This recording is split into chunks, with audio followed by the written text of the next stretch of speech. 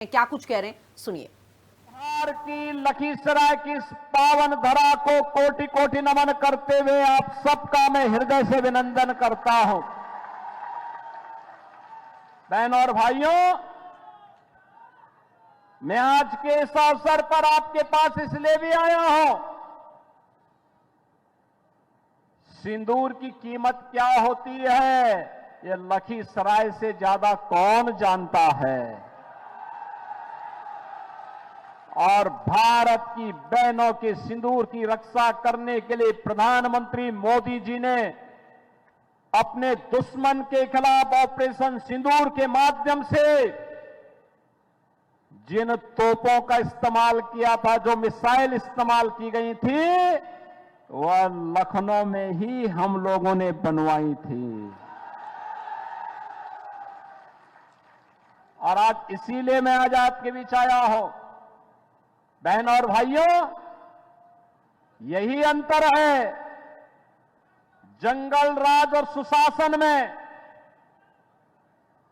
पहले बिहार के नौजवानों के सामने पहचान का संकट था।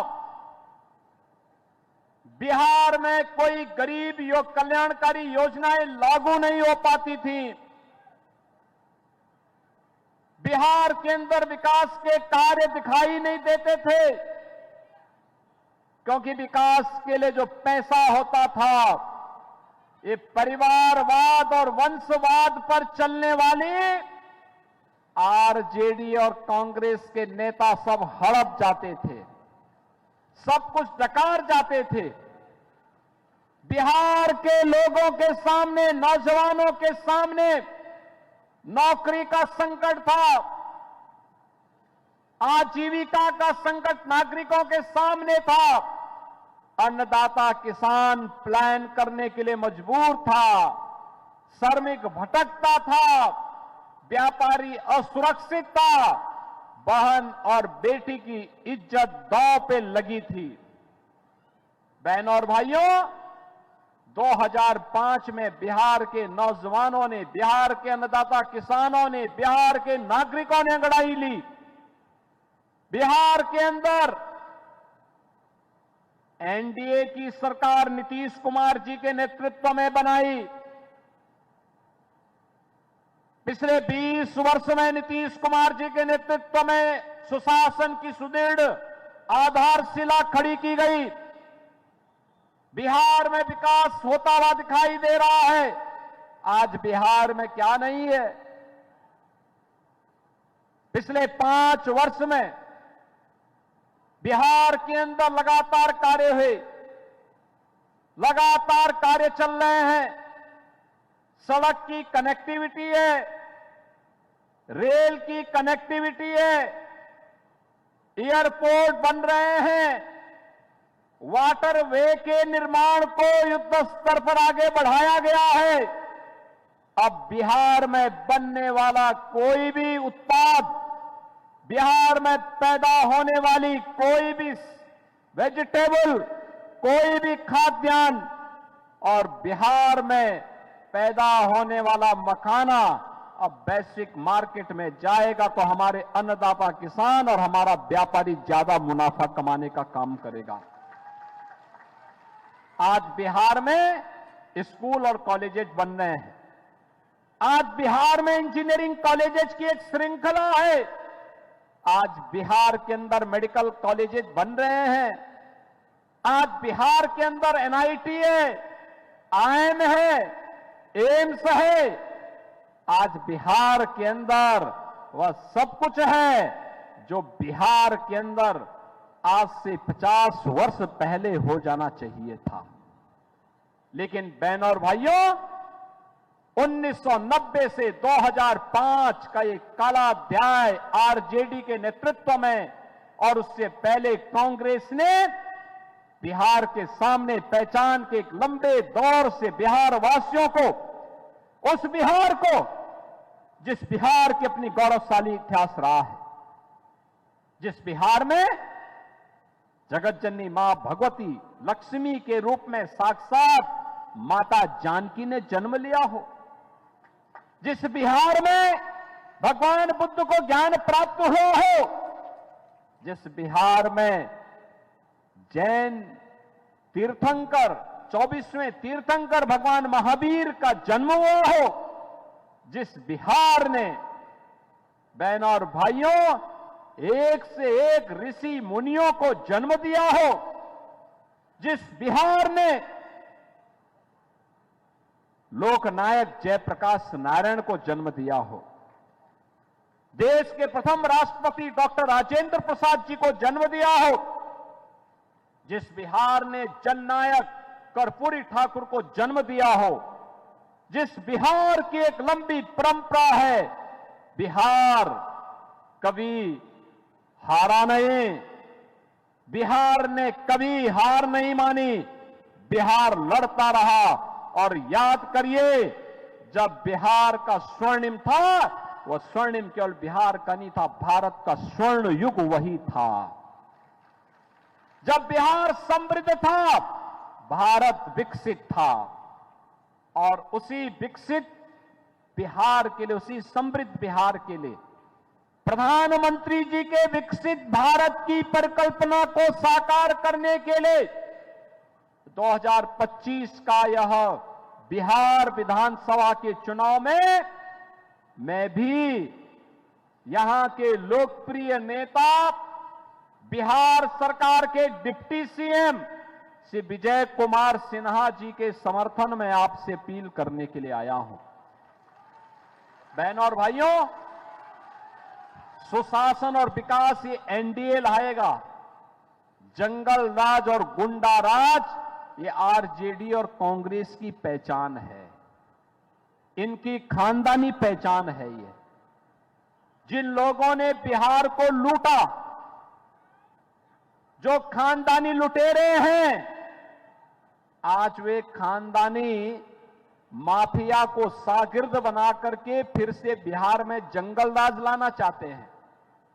आप याद करिए, उत्तर प्रदेश में डबल इंजन की सरकार नहीं होती तो क्या उत्तर प्रदेश में राम मंदिर का निर्माण अयोध्या में हो पाया होता? क्या आज राम मंदिर के निर्माण से खुश है ना? होना चाहिए था ना अयोध्या में राम मंदिर का निर्माण। लेकिन बहनों और भाइयों, याद करिए, यही कांग्रेस थी, कहती थी कि राम तो हुए ही नहीं। यही आरजेडी थी जो राम मंदिर की रथ यात्रा को रोकती थी। यही इनका पार्टनर उत्तर प्रदेश में समाजवादी पार्टी है, जो राम भक्तों पर गोली चला करके अयोध्या को लहूलुहान करती है। और हम लोग तो तब भी कहते थे कि रामलला हम आएंगे, मंदिर वहीं बनाएंगे, लाठी गोली खाएंगे, मंदिर वहीं। और मंदिर बन गया ना। आज मोदी जी का नेतृत्व है, मार्गदर्शन है, अयोध्या में राम मंदिर का निर्माण हो गया, भव्य राम मंदिर का निर्माण हो गया। अयोध्या दुनिया की सुंदरतम नगरियों में से एक नगरी बन गई है। और अब तो अगर अयोध्या में रामलला का मंदिर बनेगा तो सीतामढ़ी में मां जानकी का मंदिर भी बनेगा। और यह भी शिलान्यास हो गया है। बहनों और भाइयों, शिलान्यास हो गया, कार्य प्रारंभ हो गया। अब तो कॉरिडोर भी बन रहा है। अयोध्या से सीतामढ़ी को जोड़ने के लिए 6155 करोड़ रुपए की लागत से 4 लेन की सड़क का निर्माण।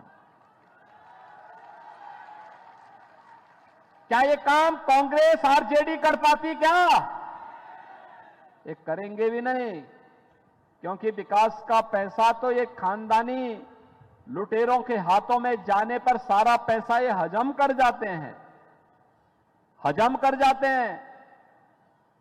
गरीबों का जो मोदी जी ने पिछले 10 वर्ष 11 वर्ष के अंदर गरीबों के कल्याण के लिए योजनाएं जारी की हैं, आप सोचो, 80 करोड़ लोगों को फ्री में राशन, 50 करोड़ लोगों को 5 लाख रुपए का स्वास्थ्य बीमा। कहीं भी जाइए 5 लाख रुपए आपके हाथ में है, अपना उपचार करा लीजिए। 46 करोड़ लोगों के जनधन अकाउंट, कोई आपके पैसे पर सेंध नहीं लगाने पाएगा। और यही नहीं, 12 करोड़ गरीबों के घर में शौचालय, 12 करोड़ गरीबों के घर में बहन और माताओं को स्वस्थ ईंधन के लिए रूप में उज्ज्वला योजना का फ्री में कनेक्शन। कांग्रेस के समय में इसमें लूट होती थी, 1-1 लाख रुपए की घूसखोरी होती थी। मोदी जी ने सब फ्री में दिला दिया, गरीब को दिला दिया। आंखें खराब ना होने पाए, श्वास की बीमारी ना होने पाए, मोदी जी ने फ्री में दे दिया। बहनों और भाइयों, याद करिए, 4 करोड़ गरीबों के घर बना दिए, 3 करोड़ गरीबों को फ्री में बिजली के कनेक्शन उपलब्ध करवा दिए। ये है राम राज्य, ये एनडीए ही ला सकता है। और यही कहने के लिए हम लोग आए हैं कि यार जो ये आरजेडी और कांग्रेस बड़ी बड़ी घोषणाएं कर रही है ना, ये घोषणाएं नहीं कर रही है, ये तो जो मोदी जी के द्वारा जो विकास कार्य प्रारंभ किया है, नीतीश बाबू ने जो काम प्रारंभ किया है, जो गरीब कल्याणकारी योजनाओं का लाभ प्रदान किया है, जो ये भव्य भवन दिखाई दे रहे हैं, फिर से डकैती डालने के लिए कि 80 करोड़ गरीबों का राशन को भी ये लोग हड़प जाएंगे। जो रसोई गैस के कनेक्शन दिए गए हैं, जो बिजली के कनेक्शन दिए गए हैं, सब हजम कर जाएंगे, क्योंकि लालटेन की लाइट इतनी धुंधली होती है कि ये लोग जब चाहते थे उसको बंद करते थे तो फिर रात को डकैती डालते थे। यही होता था ना बिहार में। लेकिन अब एलईडी की दुधिया लाइट में पूरा बिहार जगमगा रहा है। एक नया बिहार समृद्ध और विकसित बनने की ओर अग्रसर है, और इसी के लिए हम लोग आज आपके पास आए हैं। जो लोग पशुओं का चारा खा जाएं और जो लोग गरीबों के हकों पर डकैती डाल दे, जिन लोगों के समय में जातीय नरसंहार की घटनाओं को अंजाम दिया जाता था, उनको फिर से नहीं आने देना है। और यही कहने के लिए आज मैं आपके पास आया हूं। अयोध्या की धरती से मैं सीधे आपके पास आया हूं, खास तौर पर विजय सिन्हा जी का समर्थन करने के लिए। कितना शानदार और कितनी शालीनता के साथ उन्होंने बिहार के शासन का संचालन किया। ये होती है शासन की योजनाएं, विकास भी, गरीब कल्याण भी और आस्था का सम्मान भी। अब बिहार के अंदर पर्व और त्योहारों में कोई दंगा फसाद नहीं कर सकता है, कोई राह चलती हुई बेटी के साथ छेड़खानी नहीं कर सकता है, किसी गरीब की संपत्ति पर कोई जबरन कब्जा नहीं कर सकता है। और अगर करेगा तो यूपी का बुलडोजर भी तो खड़ा है, चाप डालेगा उसको तो। और इसलिए बहनों और भाइयों, 6 नवंबर को चुनाव है। आपके गौरव, बिहार के गौरव के रूप में श्री विजय कुमार सिन्हा जी लखीसराय से फिर से भारतीय जनता पार्टी और एनडीए के प्रत्याशी के रूप में आपके बीच में है।